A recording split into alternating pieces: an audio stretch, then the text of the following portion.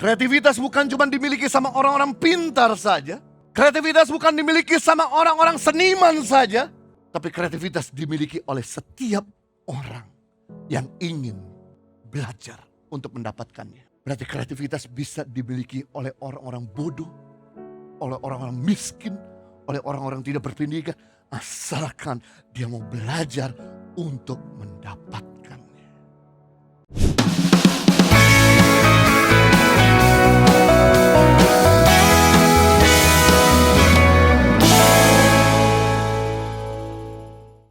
Dan kreativitas menutup pintu kebosanan datang dalam hidup kita. Atau saya sebut ini, kreativitas ada alat pembunuh kebosanan dalam hidup kita. Kenapa Anda mulai jenuh? Karena tidak ada sesuatu yang baru. Karena Anda mulai jadi monoton. Karena sesuatu yang baru membuat Anda bergairah. Anda punya tas baru bergairah. Anda punya baju baru bergairah. Anda bisa punya gadget baru bergairah. Anda bisa pergi ke tempat-tempat yang baru membuat Anda bergairah. Tapi sesuatu yang tidak baru, sesuatu yang membosankan. Penting di sini untuk saudara cek kenapa Anda mulai jenuh, karena mulai tidak ada kreativitas. Sesuatu yang baru membuat kita jadi excitement, bergairah. Traveling ke tempat baru menyenangkan. Tapi kalau kita traveling ke tempat yang sama berulang-ulang, maka tidak lagi menyenangkan. Makan yang diulang-ulang akan menjadi bosan untuk dimakan. Sekalipun Anda suka mungkin makanan yang paling kau favoritkan. Tapi kalau Anda makan itu setiap minggu, Anda jadi bosan. Sama hal khotbah yang diulang-ulang, yang tadi enak didengar jadi mulai membosankan. Lagu-lagu lama yang terus dinyanyikan tidak lagi ada lagu baru membuat orang jadi nyanyi tanpa gairah. Makanya saya di sini selalu wanti-wanti dengan tim Praise and Worship untuk selalu nyanyikan lagu baru. Karena firman Tuhan berkata dalam kitab Mazmur puluhan kali, nyanyikanlah lagu baru, sing a new song. Saya kasih tahu, Tuhan kita gak pernah bosan dengan lagu yang kamu nyanyikan berulang-ulang. Tapi orang yang dengerin jadi bosan.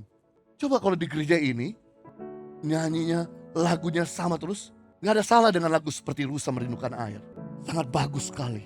Mendorong kita untuk dekat sama Tuhan. Tapi kalau kita nyanyikan itu tiap hari atau tiap minggu di gereja, kita mulai jadi jenuh.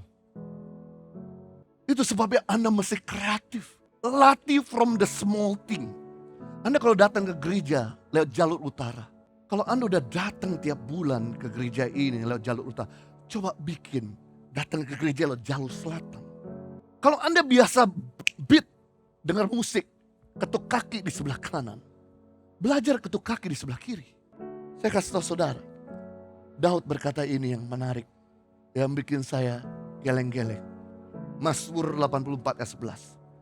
Sebab lebih baik 1 hari di rumah Tuhan daripada 1000 hari di tempat lain. Mazmur 84 ayat 11. Lebih baik 1 hari di pelataran Tuhan daripada 1000 hari di tempat lain. Kalau Daud bilang lebih baik 1 hari di rumah Tuhan daripada 1000 hari di tempat lain, berarti 3 tahun di tempat lain jauh lebih buruk daripada 1 hari di rumah Tuhan. Saya beritahu, apakah Bali gak bagus?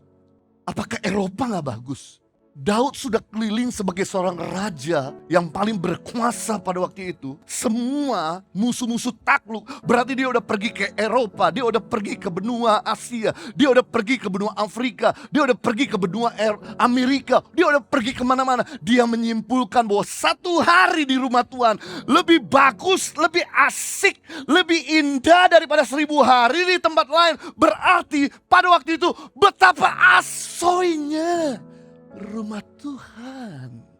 Betapa indahnya rumah Tuhan. Membuat orang gak mau keluar. Membuat orang gak mau sampai ada di luar, lebih baik ada di dalam. Ini yang kami sedang terus garap. Supaya saudara merasa 1 jam 15 menit ada di sini, Anda gak sia-sia. Saya menghargai waktumu. Di mana di jam seperti ini Anda bisa enjoy holiday di puncak, di Bandung, di luar kota. Tapi Anda harus pergi ke tempat ini macet-macetan cari parkir. Itu sebabnya kita sedang terus garap untuk bikin rumah Tuhan ini asoy. Nikmat. Orang diberkati pulang berubah menikmati lawatan Tuhan. Memuji menyembah Tuhan hadir. Seperti yang dialami pada zaman Daud. Nah, kita akan belajar di sini. Yang menarik ini, kreativitas. Dengerin baik-baik. Kreativitas bukan dimiliki sama orang-orang muda saja. Kreativitas bukan cuma dimiliki sama orang-orang pintar saja.